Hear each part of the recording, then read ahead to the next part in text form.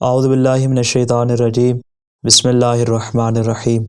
وہ چیز کہ جسے بعض اوقات سبزیوں میں سے اور بعض اوقات دالوں میں سے شمار کیا جاتا ہے، اور دالوں کو شمار کرتے وقت عام طور پر جس کو سب سے پہلے شمار کیا جاتا ہے وہ سبز پھلی ہے۔ بیماری کو دور کرنے، ذہن کو تیز کرنے، معدے کو صحیح کرنے اور جسم کے نظام کو درست کرنے میں اس کا بنیادی کردار ہے۔ امام صادق علیہ السلام ارشاد فرماتے ہیں کہ سبز پھلی کو کھانے سے پنڈلیوں میں مخ پیدا ہوتی ہے، دماغ میں اضافہ ہوتا ہے اور یہ جسم میں نیا خون پیدا کرتا ہے۔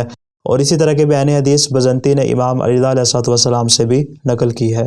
نیز صالح بن عقبہ نے امام صادق علیہ السلام سے نقل کیا کہ آپ نے ارشاد فرمایا کہ سبز پھلی کو اس کے چھلکے سمیت کھاؤ، کیونکہ یہ انسان کے معدے کو پاکیزہ بناتا ہے۔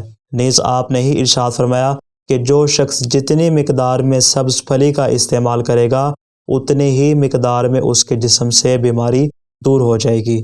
اسی طرح آپ نے ایک تیسری حدیث میں ارشاد فرمایا کہ پھلی جسم سے بیماری کو دور کرتی ہے اور خود اس کے اندر کسی قسم کی بیماری موجود نہیں ہے۔ اسی طرح حضرت رسول خدا صلی اللہ علیہ وسلم نے ارشاد فرمایا کہ جب تک حضرت عیسیٰ علیہ السلام زندہ رہے تو آپ کی غذا یہی سبز پھلی ہوا کرتی تھی۔ نیز آپ نے ہی ارشاد فرمایا کہ حضرت عیسیٰ علیہ السلام نے اپنی ساری زندگی سوائے پھلی کے آگ میں پکنے والی کوئی اور چیز تناول نہیں فرمائی۔